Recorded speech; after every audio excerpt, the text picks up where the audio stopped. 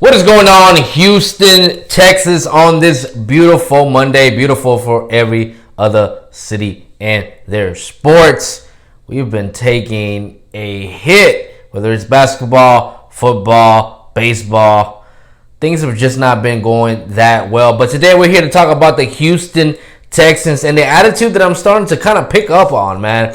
It started with one, and a lot of people just gave me crap about it, saying, you're overthinking it or whatever. But seeing Deshaun Watson go 3-and-out when we were down against the Kansas City Chiefs and take some time to go sit down with Pat Mahomes. I know they're training buddies and all that.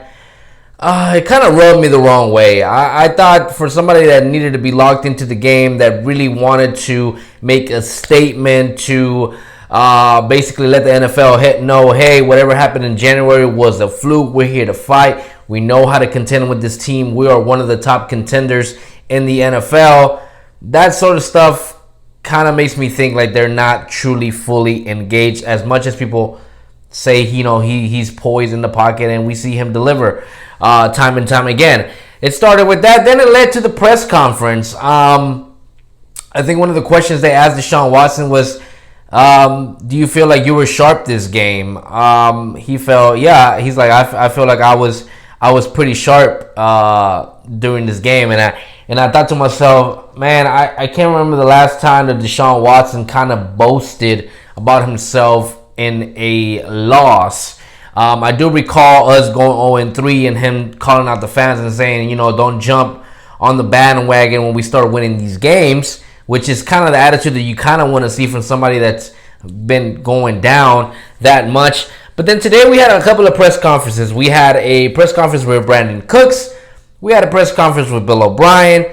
And we had a press conference that just finished with David Johnson. Now, off of the Bill O'Brien take, he talked about a lot of things. One of the things he talked about is the importance of all these missed tackles that they had. Said that he was able to see that there was 20 missed tackles. I think you and I can both agree that cannot happen with Baltimore, man. You definitely cannot happen. And it happened last year against them, so coming off a bye. So, like I said, that's the reason why my last video was talking about the offense, because the defense, man, they have a lot of work to do. And to basically get to the level where Anthony Weaver wants them and envisions his defense, they got a lot of work to put in. But, yeah, and then it went into Brandon Cooks, who one of the first questions they asked him was, hey, what do you think about, the time that you've had with Watson?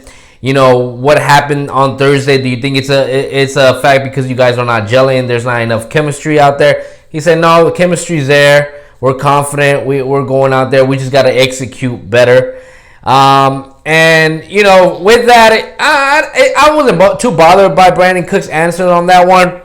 I do think that he then retracted by saying, the timing will come. But you can't say the timing will come when you just said that the chemistry is not an issue. Like, chemistry is timing. So for him to first answer with the chemistry is not being an issue on Thursday, then coming back and say the timing will be there, it's kind of like thinking like, oh, shoot, everyone's blaming it on the timing. Maybe I should too. And that's kind of what I picked off of that. And I was like, not liking it too much. And then David Johnson just finishes off the day with interviews talking about, how much he enjoyed being out there, especially because you can't tackle in practice and basically, getting into true football form. One of the things they asked David Johnson was like, what do you think about keeping Deshaun Watson upright? What do you think about pass blocking and helping with the pass blocking? Came from Eric Wilson asking, because obviously the running backs help with pass blocking. And he talked about, I think I was only there once against a blitz, exotic blitz he called it, from the Chiefs, and that was pretty much all I had to do. He did admit that on some plays he did run the wrong route, and I called this out on Twitter the other day. David Johnson has to learn how to adjust with Deshaun Watson, because Deshaun Watson will keep plays alive. And that one throw, I think it was 3rd and 10 off our first opening drive, right after the Fuller drop, Deshaun Watson tries to dump it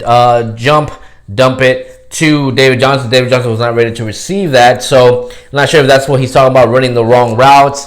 But it was just, I'm just kind of getting this trendy thing about players just responding about them. Now, I understand in the past, players don't talk about other players. We know B.O.B. doesn't like that. But usually they don't talk about themselves either. And I've seen a lot of like, what can I call it? Selfishness, I guess. You're just talking about me, what you did, how you looked. And it's frustrating, man, because, you know, there was a report that came out about the team coming out for the national anthems and how they stayed behind. There was a report that came out that some players actually were not in favor of that. When Bill O'Brien was asked about that, he said the group of leaders, the leaders of this team met together. In other words, you didn't meet as a team to decide. You trusted your leaders to basically tell you what the team wanted to do based on majority, I guess. And I guess there's some players that don't agree with that. So Brandon Cooks was asked about that today. They asked him about, are you guys going to stay in the locker room again for the national anthem come Sunday at NRG? He said, I don't know, man. You gotta ask Bill O'Brien on that. So was Brandon Cooks one of those players that didn't agree with what they were doing?